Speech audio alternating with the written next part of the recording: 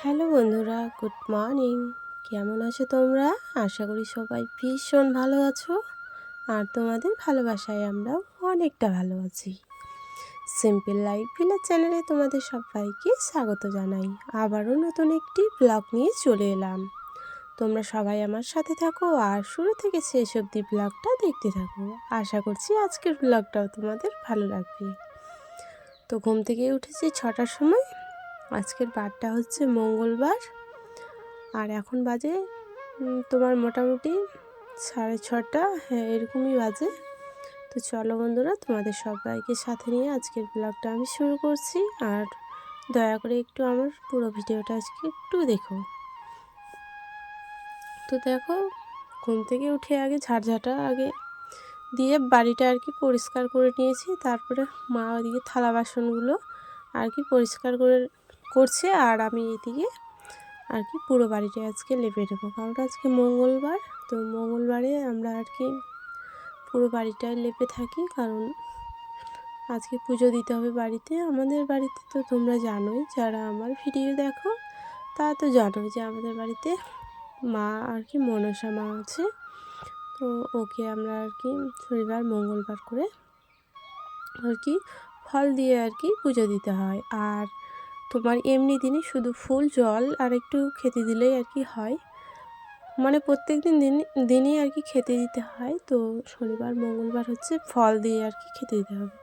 সে apple হোক বা কলা হোক, যে কোনো দুধ থাকলে দুধ দিয়ে, মানে যা কিছু খেতে দিতে হবে। তো তার জন্য শনিবার মঙ্গলবার বাড়ি লেপে থাকি, আর মানে বৃহস্পতিবার লেপি। আর এইদিকে তোমার এই যে লঙ্কাটা একদম পেকে গেছে জানো, আর গাছের পাতাগুলো আমার ছোট ছাগলের বাচ্চাগুলো খেয়ে নিয়েছে। তো কি করব, আমারই বাচ্চাগুলো খেয়েছে, তো কাকে গাল দিব? কেউ তো নেই, তাদেরকে তো আর গাল দিতে পারবো না, কারণ ও আমার বাচ্চাগুলো আমার খুব প্রিয়। তো তো ওদেরকে তো আমি আর গাল দিতে পারবো না, বকাও দিতে পারি না। ওরা ছোট মানুষ, ওরা তো কিছুই বোঝে না। ভেবেছে হয়তো কোনো সবুজ দেখেছে গাছ, খেয়ে নিয়েছে।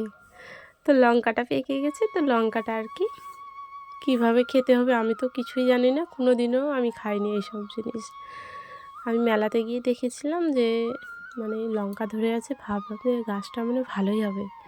তো বাড়িতে নিয়ে এসে মা বাবা সবাই বলছে ফালতু নিয়ে এসে, যেটা ভালো না, হ্যান ত্যান। তো সত্যি আমি ভাবছি যে ভালো না। যারা চাষ করতে জানে তো তারাই করতে পারবে, আমাদের মতো মানুষ এইসব লঙ্কা করতে পারবে না। তো চলো যাই হোক, এদিকে আমি ঘর লেপানোর পরে এখন আমি বালতিটা ধুয়ে, হাত পা ধুয়ে আমি একদম উঠে গেলাম। তারপরে আমি এখন স্নান করে নিয়েছি, ব্রাশ করে স্নান করে নিলাম, কারণ পুজো দিতে হবে। মা ওদিকে রান্না বসিয়েছে, তো পুজো দেওয়ার পর তারপরে খেতে পারবো। মা ওদিকে রান্না করছে, আর আমি এইদিকে কাপড়গুলো যেগুলো পরেছিলাম তো ওগুলো সার্ফ দিয়ে কেচে দিলাম, কারণ নোংরা হয়ে গেছিলো ওই জন্য। আর জামাটা পরেছিলাম, আবারও গেছিলাম কোথাও জানো, সামনে আমার দাদার বিয়ে আছে, তো ওই জন্য শাড়ি নিয়েছি। তো তোমাদেরকে তো দেখায়নি, পরে দেখে নিও। হ্যাঁ, শাড়িটা এনে আমি রেখে দিয়েছি, বেশি দামের না গো, এই 700-800 টাকা দামের হবে। তো নিয়েছি। আর এদিকে দেখো, আমি পুজো সব কিছু দেওয়া হয়ে গেছে, শুধু এখন প্রদীপ আর ধূপকাঠি জ্বালিয়ে দেবো, একটু ধূপ জ্বালিয়ে দেবো, তাহলে পুজোটা আমার সম্পূর্ণ হবে। তো ওই পুজো দিতেই আমার 1 ঘন্টা টাইম লেগে যায়। তো এখন বাজে তোমার 9টা, 9:30 মতো বাজে।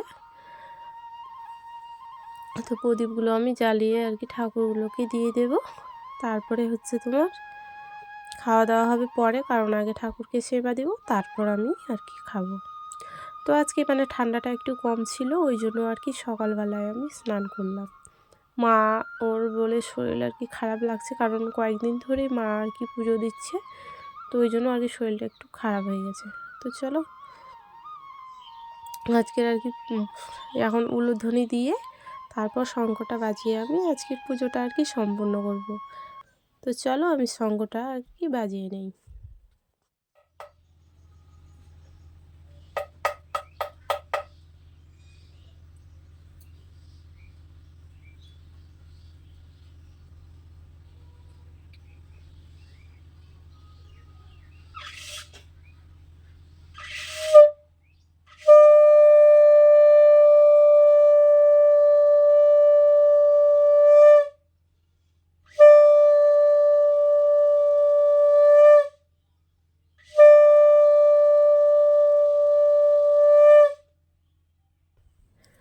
আমাদের হিন্দুদের মধ্যে উলুধ্বনি আর শঙ্খধ্বনি না দিলে কিন্তু পুজো সম্পূর্ণ হয় না। যেরকম তুলসীর পাতা আর বেলপাতা না দিলে আর কি পুজোটা সম্পূর্ণ হয় না, তো সেরকমই।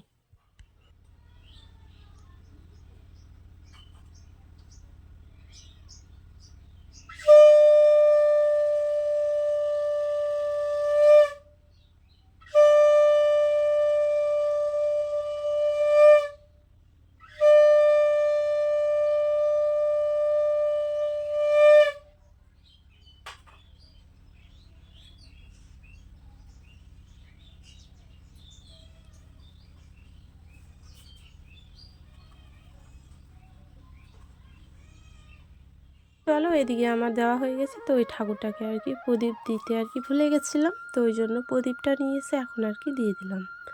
তারপরে আমার চুলটা খুলে গেছিলো, তো চুলটা ভালো করে বেঁধে নিলাম। তারপরে এখন চারিদিকে আর কি ওই ধূপের আর কি ধোঁয়াটা দেখিয়ে দেবো বাড়িতে।